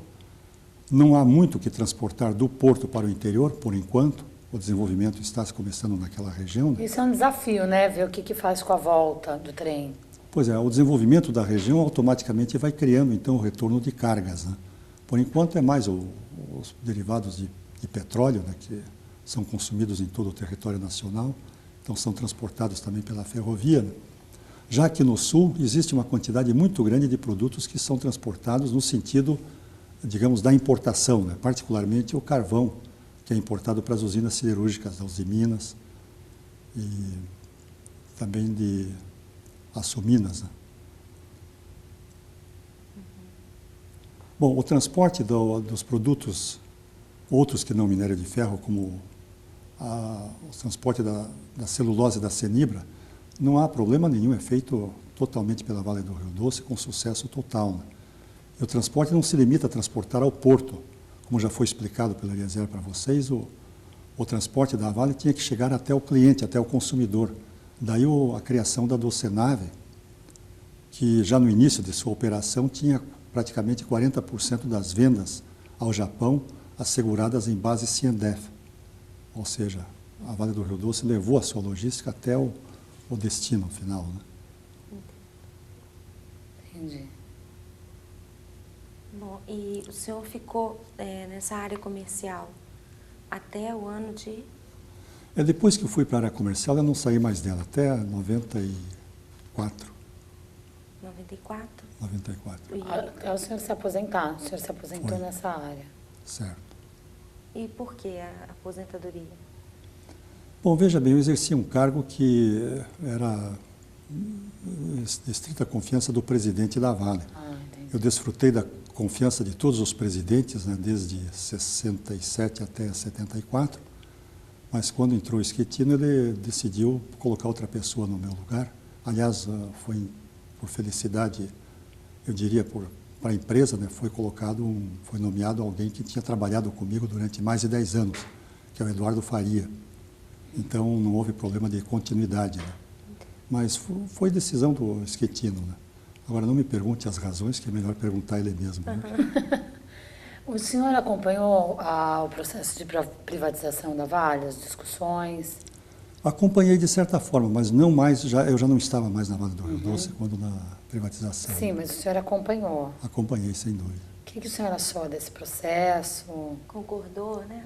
Não, eu acho que teria haveria outras maneiras de fazer o processo de privatização, né? A mim me pareceu que foi misturado muita coisa numa privatização única. Veja bem, a Vale do Rio Doce é um complexo muito grande. Então, como é que você vai colocar grupos em competição para a compra da Vale do Rio Doce se um determinado grupo está interessado no alumínio? Mas eu estou interessado no alumínio da Vale, mas vou comprar o minério de ferro por causa disso? Vamos pegar o exemplo da Votorantim. Antônio Hermílio de Moraes estava interessado na privatização da Vale. Mas qual era a motivação dele? O minério de ferro, o alumínio, a celulose? Ele fabrica celulose, ele fabrica alumínio, mas não minério de ferro. Mas o minério de ferro é o maior item da Vale, o componente mais importante, né? Então, a meu ver, se fosse feita a privatização por etapas de cada um dos setores de atividades, a competição seria maior. Vamos privatizar a área de alumínio da Vale do Rio Doce. Então, você estaria criando a competição entre aqueles interessados no alumínio. A privatização do setor madeira. Então, a competição seria entre as empresas que estavam tratando deste item. E, finalmente, se você deixasse só o core business, que é o transporte ferroviário e a infraestrutura para minério de ferro, como um item isolado, eventualmente seria um resultado bem maior. Mas aumentaria o valor, o preço. Com essas ideias, eu digo a você que nós discutimos muito com o Eliezer Batista, né? E não seria ideia minha, não, absolutamente. Eu acho que um conjunto de pessoas tem um pensamento parecido, né? Okay. E depois que o senhor se aposentou, o senhor passou a exercer qual atividade?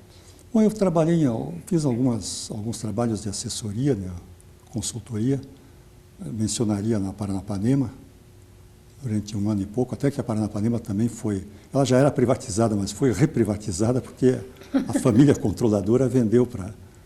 Aliás, fez o caminho inverso, vendeu para os fundos, né? Os fundos têm uma conotação já estatal, porque o mais importante deles, que é a Previne, é do Banco do Brasil, onde existe uma certa conotação de dinheiro público também. Né? E além da Paranapanema? Além da Paranapanema, eu trabalhei numa reestruturação de uma empresa de madeira lá no Paraná, no interior do Paraná. Ela estava dando grandes prejuízos e me coube, então, reestudar a empresa para fazer com que ela produzisse produtos de maior valor agregado e saísse do vermelho, né? Objetivo que foi alcançado. Então, agora eu estou me desligando daquela empresa. Pensando um pouco assim na sua trajetória de vida e de tudo que o senhor fez, se o senhor tivesse que mudar alguma coisa, o senhor mudaria? Olha, todos nós cometemos erros, né? Claro que eu procuraria não cometer os mesmos erros cometidos, né? Mas eu não estou nem um pouco insatisfeito. Eu acho que eu tive na Vale do Rio Doce uma oportunidade muito boa, excelente. Tudo aquilo que me motivou para ir para a Vale do Rio Doce, eu tive a oportunidade de fazer em escala muito superior, muito mais abrangente do que aquela que eu imaginava na ocasião em que me uni à Vale do Rio Doce. Né? Então, absolutamente não teria como mudar. Eu acho que foi uma trajetória muito bem sucedida. O senhor tem um grande sonho? Se eu tenho algum grande sonho? Bom, o meu sonho é fazer com que meu filho continue na mesma linha, né? Seja O senhor tem um filho? Tenho um só. Seja um cidadão útil à sociedade, né? Acho que prestei a minha contribuição. Apesar de ter saído um pouco prematuramente da Vale do Rio Doce, eu poderia ter continuado mais alguns anos, sem dúvida alguma, mas não estou insatisfeito, não. E o que o senhor achou da experiência de ter dado esse depoimento para um projeto Memórias da Companhia Vale do Rio Doce? Achei uma excelente oportunidade, né? Porque talvez eu tenha repetido coisas que outros colegas tenham dito com talvez até mais precisão, mas fico satisfeito em ter dado uma contribuição também. Foi muito oportuno. Obrigada. Agradeço muito a vocês. Obrigada, Bastante então. interessante. Mas isso dá vontade de ficar horas, né? Se for pegar os Não, casos. houve alguns deles que foram marcantes porque nos aproximaram ainda mais de nossos clientes, como foi o caso do sequestro ocorrido em 1988. Foi 29 de setembro de 88. Né? Sequestro? O sequestro de um avião da VASP. Eu não sei se vocês já tiveram oportunidade de ouvir histórias Eu não sobre. escutei. Então, eu vou procurar sumarizar, porque a história é longa, né? Mas nós estamos acompanhando um grupo alemão. No lado da Vale do Rio Doce estavam 2 colegas, Francisco Póvoa, Bernardo Spiegel e eu, acompanhando esses alemães que vinham de Itabira para o Rio de Janeiro. Era um grupo de representantes das usinas Thyssen, Hirsch, Krupp. Os nomes eram, eu lembro perfeitamente, né? Borgarts e senhora, Petmeck e senhora, Piper e Raskop. E ao entrarmos no avião em Belo Horizonte, seria um voo relativamente curto, né, de menos de 1 hora de Belo Horizonte até o Rio, logo na entrada, na primeira fileira do avião, eu encontrei 3 japoneses da Kawasaki Kawasaki é uma empresa japonesa com a qual a Vale teve muitas associações, como a mina de Paranapanema, em Minas Gerais, associação indireta através da CST no Tubarão, e associações de interesses. Foi um cliente sempre muito supportative da Vale do Rio Doce, né? Esses japoneses me pediram, senta aqui, Ditzel-san, senta aqui, vamos conversar um pouco, né? E eu prometi a eles que voltaria a sentar, mas que eu estava acompanhando os alemães, então ia acomodá-los lá. E realmente eles se acomodaram no meio do avião. Depois do take-off, da decolagem, passados uns 10 minutos, eu fui lá à frente sentar com esses japoneses. Então me lembro que estava o Yoda, que é um diretor da Kawasaki, e o Komatsu, que era um assistente dele, estavam na primeira fila. No outro lado do corredor estava o Shiba, da Mitsubishi. E eles me cederam lugar no meio, tem 3 lugares no avião, né? E logo em frente tem aquela paredinha que separa, de um lado tem a toalete, do outro lado tem uma espécie de uma kitnet, onde servem, onde preparam sucos e tal. Então eu sentei no meio entre os dois, né? Logo depois do levantar voo, né? Da decolagem, uns 10 ou 15 minutos depois, quando eu tinha acabado de me sentar ali, começado a conversar com os japoneses, houve um estampido e saiu um steward, um comissário, gritando desesperado. Eu pensei que ele tivesse se queimado todo aqui no rosto, né? Me deu a impressão que foi uma explosão de um bule lá fervendo, coisa assim. Mas logo em seguida outros estampidos, né? Uma sequência de tiros, né? Aí eu percebi que era um tiroteio mesmo, né? Só que eu não enxergava por causa dessa parede ali na frente, né? E, na verdade, nós estávamos num processo de sequestro, quer dizer, imediatamente, dali a pouco, o comandante pediu a atenção de todos e perguntou se havia médico a bordo. Quer dizer, é sinal que havia alguém ferido. Depois nós soubemos que não era mais ferido, estava morto realmente. O copiloto, que estava ao lado do piloto, esse hijacker, né, ele tinha simplesmente... O que aconteceu depois, reconstituindo os fatos, foi o seguinte: ele saiu da 3ª ou 4ª fila e se dirigiu àquela antessala ali, antes do cockpit, né? E um steward, um comissário, pegou e se dirigiu a ele e disse: "Cavaleiro, a toalete é ali." Em vez de ele pegar e entrar na toalete, ele puxou de um revólver. Eu não vi isso, eu estou contando o que foi reconstituído depois, né? Então ele puxou de um revólver, apontou na testa desse comissário, só que ao puxar o gatilho, o revólver acabou desviou e atingiu a orelha, né? Não acertou a cabeça. E em seguida ele começou a forçar a porta da cabine de comando. Era, por sorte, um avião moderníssimo, dos mais modernos, era um 737 daqueles, eu acho que 400, né, da VASP, era um avião novo em folha. Então, automaticamente, quando há um processo de sequestro, o comandante aperta lá um botão e o avião fica bloqueado, tem acesso à cabine de comando. E os aeroportos vizinhos são automaticamente cientificados de que o avião está num processo de sequestro, né? E então, o que aconteceu?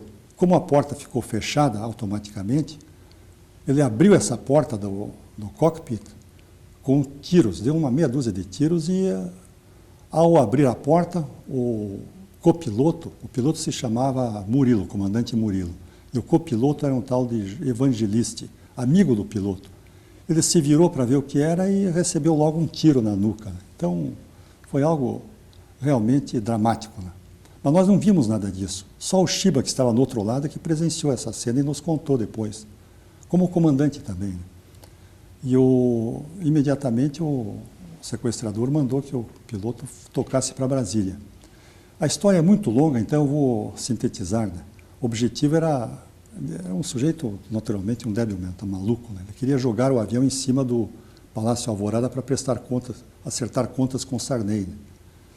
O que nos salvou foi a presença de espírito e o sangue frio do comandante Murilo, que ficou planando lá em cima de Brasília e Anápolis, até que, e o tempo passando, isso tudo aconteceu mais ou menos pouco antes das 11 horas, né? Acho que nós decolamos às 10h30, e das 10h45, mais ou menos, um pouco antes de 11 horas, até 1h da tarde, nós ficamos sobrevoando. Quer dizer, o combustível não devia ser eterno, né? Estava se consumindo. Num dado instante, o piloto, o comandante Murilo, fechou a turbina esquerda, eu só senti o avião virar de lado e começar a despencar em queda livre, né? E eu senti que foi uma manobra intencional do piloto para neutralizar o assaltante. Então gritei para os japoneses, né? It's intentional, don't worry. Mas Não está caindo, né? não, eu falei isso, mas ao mesmo 5 segundos depois eu vi o avião começou um processo de vibração tão violento que me deu a impressão que ele ia desintegrar ali no ar. E comecei a ver a Terra se aproximando, né? Então todos tiveram a impressão de que nós íamos desmontar lá embaixo, né? Mas foi uma manobra realmente de mestre desse comandante Murilo.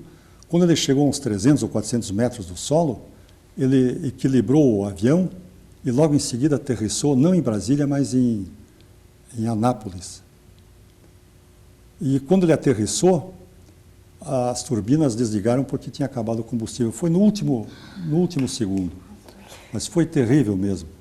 E o tal do sequestrador, né, estava lá com os olhos esbugalhados, sentado num canto do avião, mas com a arma em punho.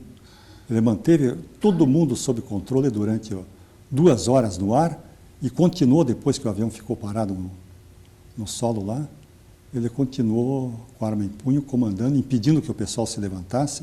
E aí veio um processo de negociação terrível que levou até às 5 horas da tarde, o calor. Mas aí já tinha...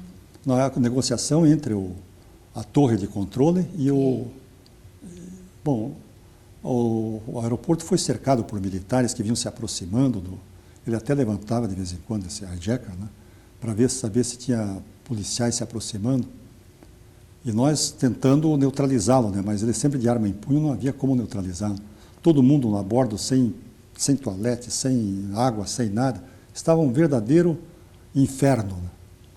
No final do dia conseguimos, a torre de controle conseguiu lá um aviãozinho para levar esse hijacker para um lugar que ele determinasse. Ele queria que o nosso avião continuasse a viagem, o que era impossível, né?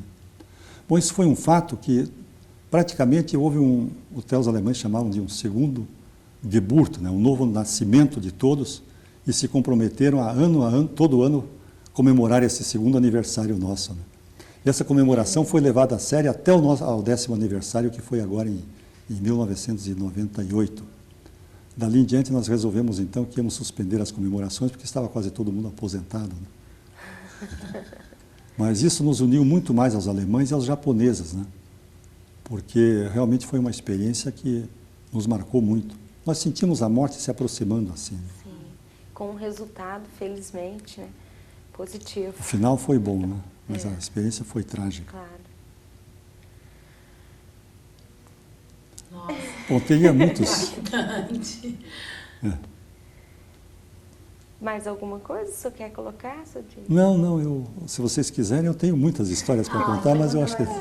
Não, eu acho que já me excedi aí no tempo, então agradeço a atenção que vocês me deram, me dispensaram e o tempo que me deram aí.